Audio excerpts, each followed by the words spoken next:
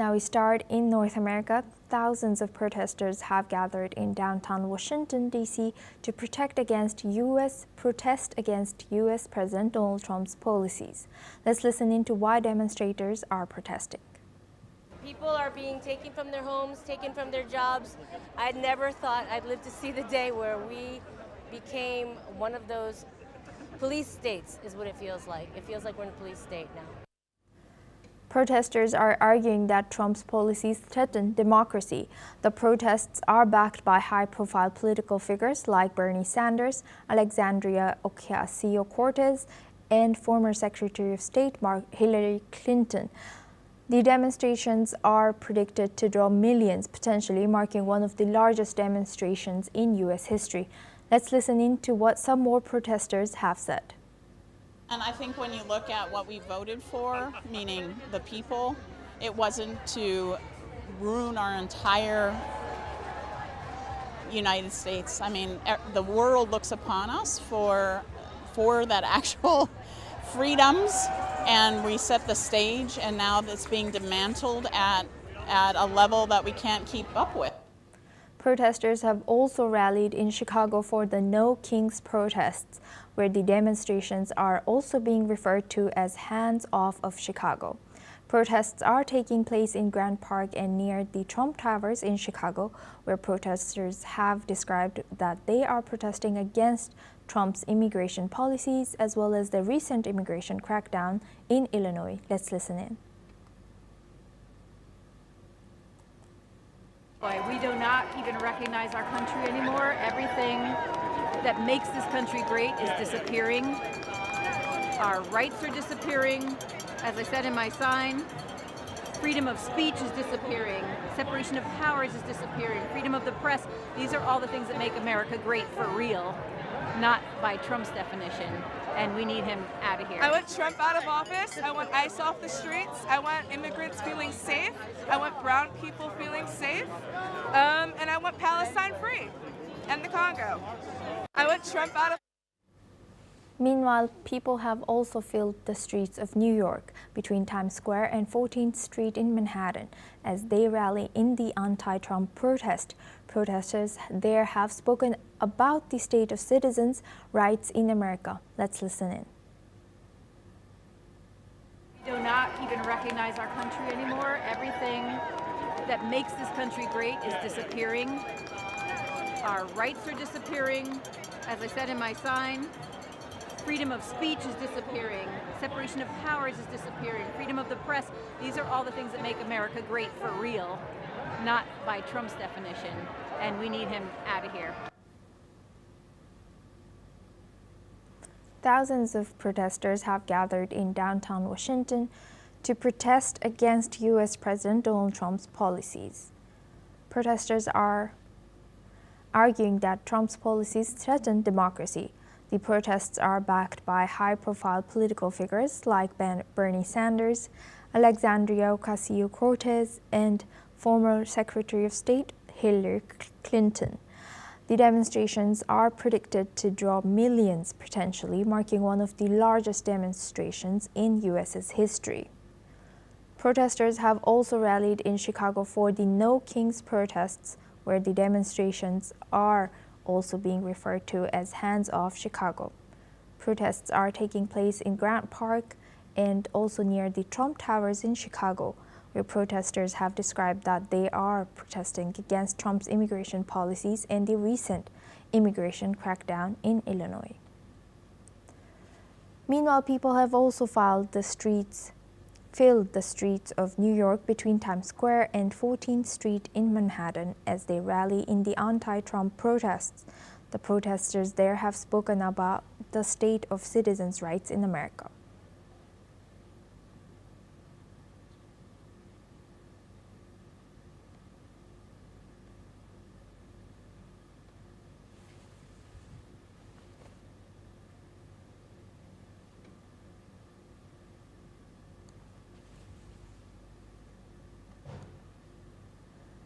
Thousands of protesters have gathered in downtown Washington, D.C. to protest against U.S. President Donald Trump's policies. Protesters are arguing that Trump's policies threaten democracy. The protests are backed by high-profile political figures like Bernie Sanders, Alexandria Ocasio-Cortez, as well as former Secretary of State Hillary Clinton. The demonstrations are predicted to draw millions. Now we move on to our next news. Russia has reported new advances in eastern Ukraine, claiming control of another settlement in the Donetsk region. The Russian Defense Ministry has said that its forces carried out strikes on Ukrainian transport infrastructure, military-industrial sites, as well as drone training facility. It has also claimed that its air defense systems have intercepted more than 140 Ukrainian drones, 6 HIMARS rockets, and 4 guided bombs in the past 24 hours. Meanwhile, Ukrainian officials have confirmed that heavy fighting continues along multiple frontline sectors. The General Staff in Kyiv has reported that 74 battles have occurred by Saturday afternoon and described the situation as highly active. Additionally, the Ukrainian Air Force has claimed that it has disrupted 136 Russian drones in the last 2 days.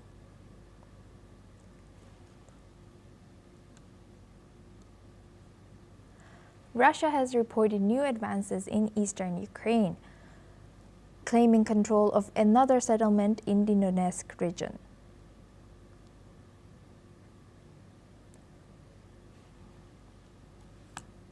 The Russian Defense Ministry has stated that its forces carried out strikes on Ukrainian transport infrastructure, military-industrial sites, and a drone training facility. It has also claimed that its air defense systems have intercepted more than 140 Ukrainian drones, 6 HIMARS rockets, and 4 guided bombs in the past 24 hours. Now, for this discussion, we're joined by Professor Rohan Gunaratna. He's an international affairs expert, joins us live from Singapore. Thank you very much, Professor, for joining us again. Good to see you. It's very good to see you, Asu. Thank you. Now, looking back at Russia and Ukraine's war, do you think anything has changed ever since President Trump met with President Zelensky? We have seen a very significant development, that is, there's a decision to move towards peace, because now it's very clear to Zelensky and to the NATO allies that this is a war that is going to harm and hurt Europe and the world. And it has also sent a message to President Putin that it's not going to be easy for Russia also. So there is a steadfast movement towards peace. The basic problem is that there's a NATO build-up on the Ukrainian side and in the West. So the problem is not just Russia and Ukraine. The problem is a bigger one with Europe, and that is what Trump is trying to resolve. So you are saying that EU realized that this war in Ukraine and Russia could spill out slowly but surely towards them. Isn't it so late for this like a wake-up call?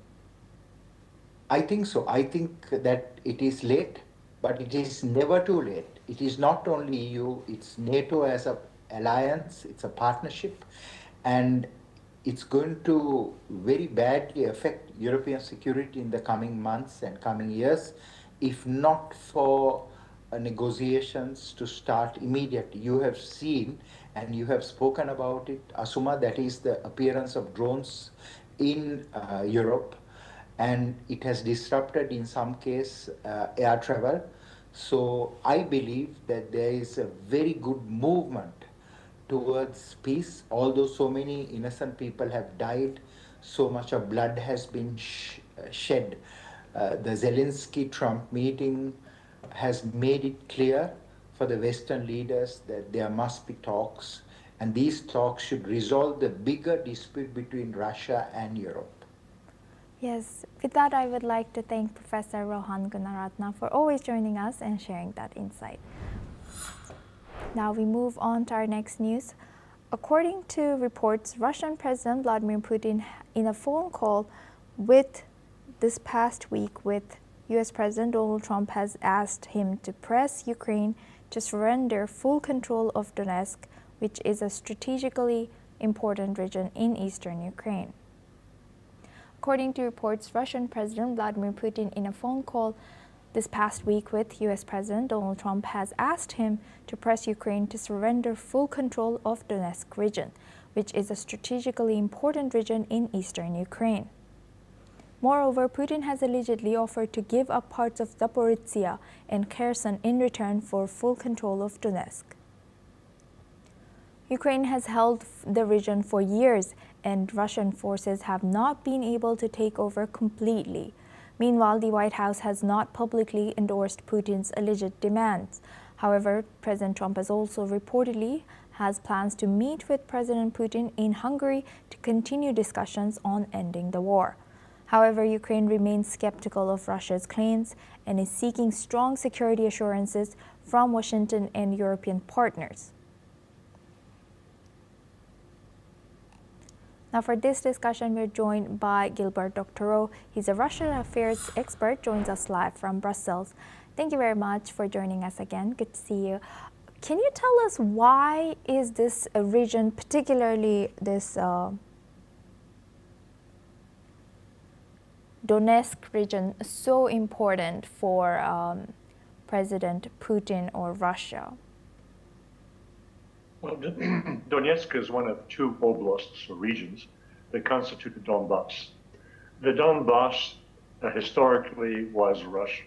It was an industrial area going back to the turn of the last century, and it was transferred under communist rule from the Russian Federation to Ukraine because of their ideological preferences. They wanted to have a working class in the Ukrainian Federation, part of Russia, part of the Soviet Union.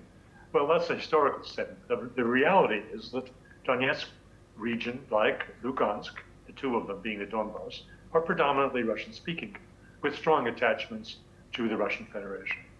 And it is, Russia wanted, having entered the war, when it entered what they called a special military operation, they wanted to ensure that these Russian speakers and Russian cultural individuals, who are the majority population in the concerned territory, would be protected from the Ukrainianization, from the destruction of their culture by the ultranationalists who were put in power by a coup d'etat engineered by the United States in February 2014. So it is today on the high agenda of Mr. Putin to complete this process of transferring the part of Ukraine that essentially was and is Russian culture and Russian language to the Russian Federation, and putting an end to the outrages that were committed against this population by its government in Kiev. They were waging a civil war against those who resisted the coup d'etat. This goes back to 2014, and over the course of 8 years to 2022, when Russia finally started its military entry into the field directly, there were 13,000 civilian deaths caused by shelling and missile strikes from the Kiev forces against what was nominally a part of Ukraine. That is why it's so important today. And it is remarkable that at this moment, the question comes up again. This was an insistent Russian demand. Their first approach to making compromises and ending the war was to have Ukraine move back, surrender the parts of Donetsk that are not in its held by the Ukrainian army. Now let's just note that when this war started, or special military operation started in February of 2022, Russia held, or Russia's allies, the local forces in Donetsk, held about 50% of the territory, and about 50% was held by Ukraine. Today, it's about 70% held by Russia. And if you look at the situation on the battlefield, in a matter of 6 weeks, 8 weeks, 10 weeks, Russia will sweep the whole area and take it by force. What Mr. Putin is doing in proposing that Ukraine just surrender this territory in exchange for territory which Russia has since taken in two other oblasts that are considered to be Ukrainian in every sense. That is, you've mentioned them, Zaporozhye and Kherson. That Russia's concessions there would allow Mr. Zelensky to do what is otherwise politically very unpalatable, to sacrifice territory that hasn't even been lost to the opponent's armies. Well, that's what's on the table. Let's hope that Mr. Trump adopts this position of exchange of territory to put an end to the war, and forces this position on Mr. Zelensky. That is what we can look for and hope for in the summit meeting in Budapest, to which it now appears Mr. Zelensky may be invited to attend in a separate room, so that he can be presented with the joint proposed solution by the Russians and the Americans. Yes, that's so interesting, and hopefully that does take place. Gilbert, can you tell me more? Can you tell us more about what about Zaporizhzhia? Is it not important or as important for Russia that it's saying that it can give up? We can only speculate here, as these reports are allegedly, so we can only speculate here. But what about Zaporizhzhia? Is it not that important? Well, there are several pieces of territory that Russia has occupied in the last few months, obviously with an eye towards an exchange that would be presented to the world as a genuine compromise by both sides to end the war. Zaporozhye is important insofar as it has Ukraine's largest nuclear power plant. That is held by the Russians. The rest of Zaporozhye is largely held by Ukraine, with only a few minor territories haven't been taken. So it could be given up by Russia rather easily, though arrangements have to be made on the future management of the Zaporozhye atomic energy plant. And I think that Mr. Trump and Mr. Putin have a plan up their sleeves to address just that. It could be that Americans manage that Zaporozhye plant with Russian and Ukrainian agreement. The reason for that is not just drawn out of a hat. The reason for that is that the fuel, nuclear fuel, being used for the last several years in Zaporozhye plant is American supplied. Otherwise, the Russians can sacrifice parts of Kherson. Kherson Oblast, they largely possess, but the parts that probably would be given up in an exchange would be those on the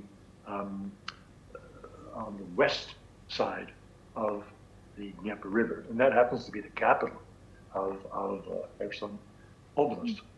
So it would be a formality to give up claims and perhaps little patches of territory here or there that are in Kherson, but are on the wrong side of the Dnieper River as far as the Russians are concerned, because it's a major effort to cross that river and capture them. Thank you. Otherwise, there is a territory you haven't mentioned, which the Russians will not give up, and that is parts of Kharkov Oblast, which is the northeast of Ukraine, which they have taken to be a kind of buffer zone between their own and Ukrainian forces.